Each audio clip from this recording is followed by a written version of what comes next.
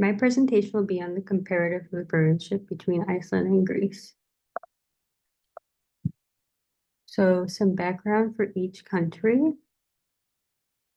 Starting with Iceland. Iceland was settled by Norwegian and Celtic immigrants during the late 9th and 10th centuries AD. It has a population of 364,036. The nationality of Iceland is Icelanders or Icelandics. There are some different ethnic groups in Iceland, but the majority are Icelandic, at almost 8% of the population. Other ethnic groups are Polish, Danish, and Ukrainian. The languages spoken are Icelandic, English, Polish, Nordic languages, and German. There are quite a few religions throughout Iceland. The official religion is the Evangelical Lutheran Church of Iceland, almost 59% of the population practicing it. Other religions include the Roman Catholic, the Independent Congregation of Reykjavik, Independent Congregation of Icelandic Ethical Humanist Association.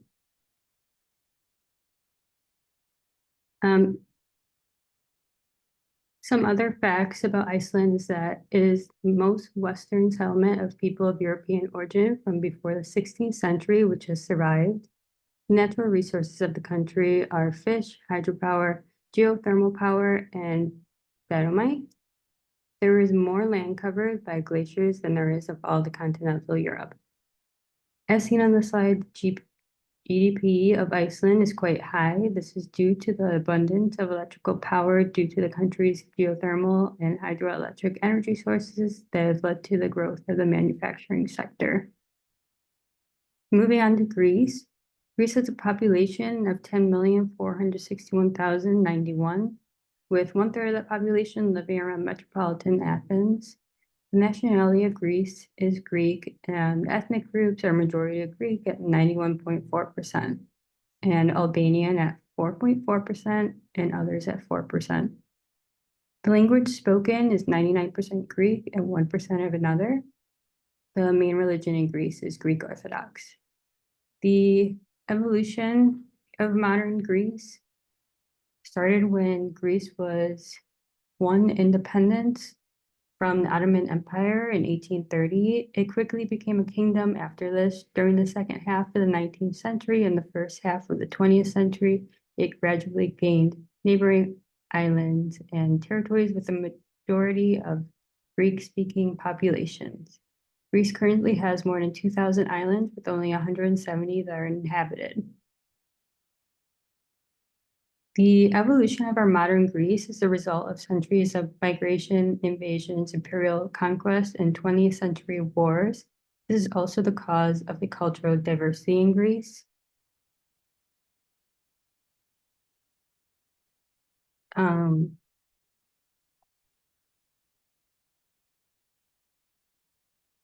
So Greece has struggled with their economy for decades. It has remained one of the least developed in the European Union.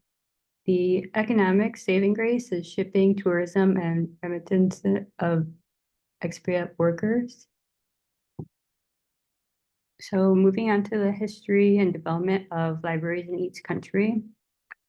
In Iceland, development to its modern library, it can be traced back to the National and University Library of Iceland. The beginning of this library came about in 1818 from the proposal of from Danish classicist Carl Christian Raffine. During this time, the collection amounted to 5,000 to 6,000 books. In 1881, the number of printed books and manuscripts increased to 19,000. In 1886, the Icelandic printing presses were required to deposit to the Library of all printed matters. This is where we started to see the modern library that we know today come to fruition. In 1911, the library collection amounted to 30,000 books. And in 1941, it was put into legislation that the university library should get one copy of everything printed in the century.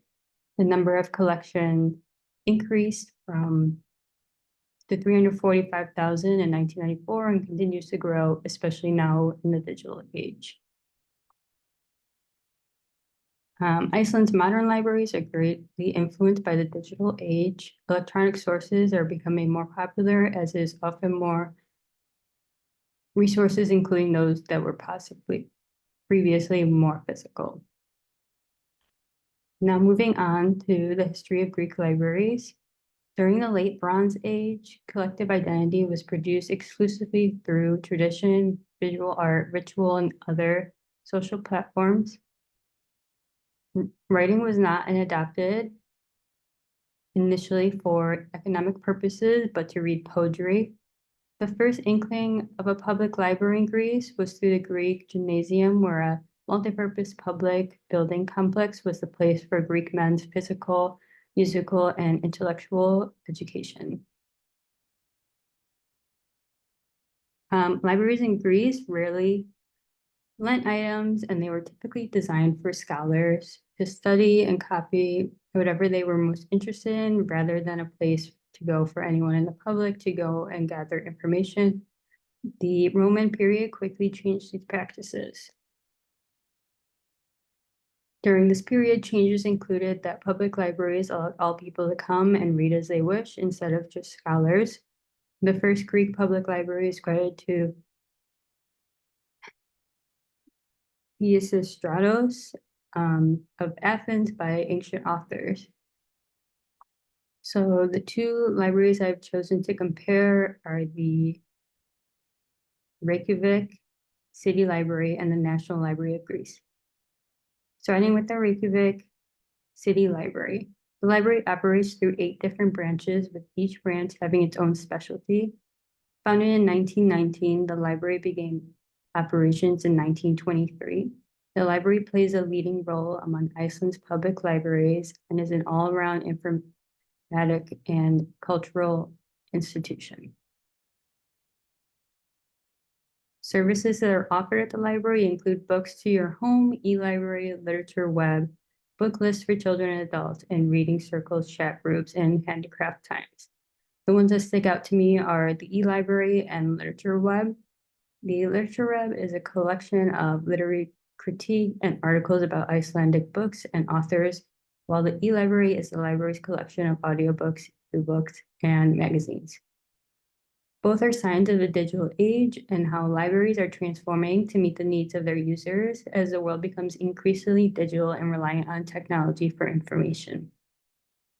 Some facilities and equipment that are also offered are a sound studio, a podcast studio, computers with creative software, workspaces, printing, photocopying, and scanning. Some programs that are offered at this library are the ability to host literary events or host story time. This is available to anyone in the public who would host either one of these. It is not reserved for just the library to host, but anyone that is interested in any topic.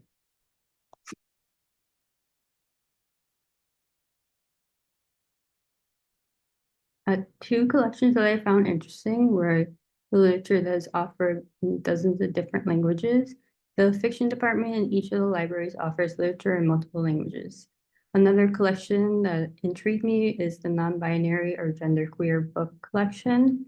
The digital collection provides a variety of books surrounding these topics and information about the topic itself. Moving on to the background of the National Library of Greece. The library has a history of over 2 centuries, containing more than 1 million books and magazines and a host of handwritten codices dating from the 9th to 19th centuries. This library is the custodian of the Greek literary heritage, bridging the past, present, and the future of Greece. The mission of this library is to trace, collect, organize, document, preserve, and safeguard scientific and cultural documents created in Greece, ensure open and equal access to any interest party, and to be the driver of freedom of knowledge, information, and research. Some services that the library offers is access to physical collections, a public library section, digital collections of the Greek cultural heritage, and an electronic reading from Greek books. The library continues to open itself up to more of the public as it seeks to have information be more accessible and equal for all to have. 2 programs offered at the library are educational training programs and exhibitions and cultural events. The National Library of Greece has many different collections. A newer collection is the Public Section collection. The Public Section offers a separate collection for children, teenagers, and adults, combined with a wide range of educational and interactive programs. The library also has a special collection that includes 5,500 manuscripts, 20,000 rare books, 4,000 works of art, and public and private collections of archival material that's approximately 1 million. Another collection similar to the library in Iceland is a digital collections. This offers a way to make information more accessible to anyone around the world with a digital device or access to technology. So some comparisons between the two libraries. The main comparison would be the similar purpose of each library, which is to ensure equal access to knowledge and information. Each library offers a wide variety of collections that have offerings that are similar. Digital collections are something that both libraries have enrolled their respective institutions in. So some contrasts between the libraries are mainly based around their collections and the mission behind their libraries. The Reykjavik City Library operates more as a public library that we think of today rather than a research center that specializes in a certain topic.